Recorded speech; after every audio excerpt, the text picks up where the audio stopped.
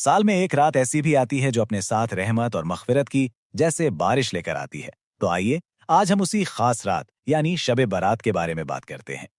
کبھی سوچا ہے کہ سال میں ایک ایسی رات بھی ہے جس میں اللہ تعالیٰ بے شمار لا تعداد گناہ گاروں کو معاف فرما دیتا ہے؟ ایک ایسی رات جو سچ میں تقدیریں بدل سکتی ہے۔ جی ہاں، یہ رات شب برات کہلاتی ہے، رحمتوں، مغفرت اور بخشش کی رات۔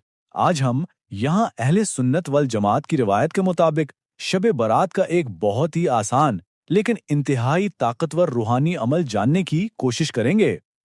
تو سب سے پہلے یہ سمجھتے ہیں کہ اس رات کی فضیلت کیا ہے، آخر اس رات میں ایسا کیا خاص ہے، اس کی اتنی اہمیت کیوں ہے؟ دیکھیے، اس رات کی عظمت کی بنیاد یہ حدیث مبارکہ ہے۔ حضور نبی کریم صلی اللہ علیہ وسلم نے ارشاد فرمایا کہ شعبان کی 15ویں رات کو اللہ تعالیٰ آسمان دنیا پر جلوہ گر ہوتا ہے اور پکارتا ہے کوئی مغفرت مانگنے والا؟ ہے کوئی رزق طلب کرنے والا؟ ہے کوئی مصیبت زدہ جسے میں نجات دوں؟ یہی وہ پکار ہے جو اس رات کو بے مثال بنا دیتی ہے۔ اچھا، اس مبارک رات کی برکتوں کو سمیٹنے کے لیے سب سے پہلا قدم تیاری کا ہے، اور یہ کوئی ظاہری تیاری نہیں بلکہ یہ دل سے شروع ہوتی ہے۔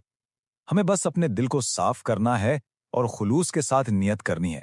کچھ اس طرح سے دعا کریں کہ یا اللہ، میں یہ عبادت تیری رضا کے لیے، اپنے گناہوں کی معافی کے لیے اور اپنے مسائل کے حل کے لیے کر رہا ہوں۔ یاد رکھیے، نیت کی پاکیزگی ہی تو ہر عمل کی روح ہے۔ چلیں اب اس روحانی عمل یعنی وظیفے کے طریقے کو سٹیپ بائی سٹیپ دیکھتے ہیں کہ اسے کرنا کیسے ہے۔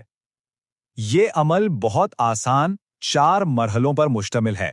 سب سے پہلے 2 رکعت نفل نماز، پھر 100 مرتبہ درود شریف، اس کے بعد 100 مرتبہ استغفار، اور آخر میں سورہ یاسین کی تلاوت کے ساتھ ایک بہت خاص دعا۔ تو پہلا قدم ہے 2 رکعت نفل نماز ادا کرنا۔ بہت سادہ سا طریقہ ہے۔ ہر رکعت میں سورہ فاتحہ کے بعد صرف 3 مرتبہ سورہ اخلاص پڑھنی ہے، اور نماز مکمل کرنے کے فوراً بعد اللہ کے حضور ہاتھ اٹھا کر یہ دعا کرنی ہے، یا اللہ، اس نماز کو میرے لیے مغفرت کا ذریعہ بنا دے۔ نماز کے بعد اب دوسرے مرحلے کا وقت ہے۔ اس میں ہم 100 مرتبہ درود شریف کا ورد کریں گے۔ درود شریف ہے اللہم صلی علی سیدنا محمد وعلی آل سیدنا محمد، اور یہ بات ہمیشہ یاد رکھیں کہ اہل سنت کا عقیدہ ہے کہ درود شریف ہر دعا کی قبولیت کی کنجی ہے۔ درود شریف کے بعد اب باری ہے تیسرے مرحلے کی، یعنی استغفار کی، اللہ سے اپنے گناہوں کی معافی مانگنا۔ یہ بھی ہمیں 100 مرتبہ کرنا ہے۔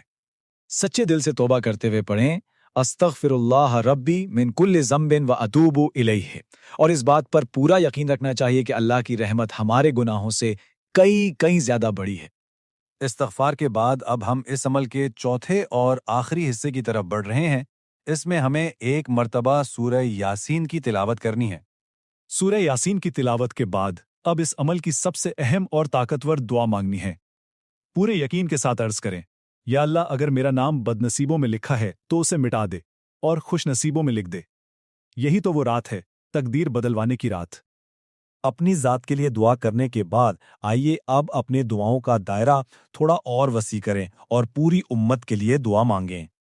دعا کریں، یا اللہ، اس بابرکت رات کے صدقے ہمارے والدین، ہمارے اساتذہ اور تمام امت مسلمہ کی مغفرت فرما، ہمیں ایمان پر زندہ رکھ اور ہمارا خاتمہ ایمان پر ہی فرما، آمین۔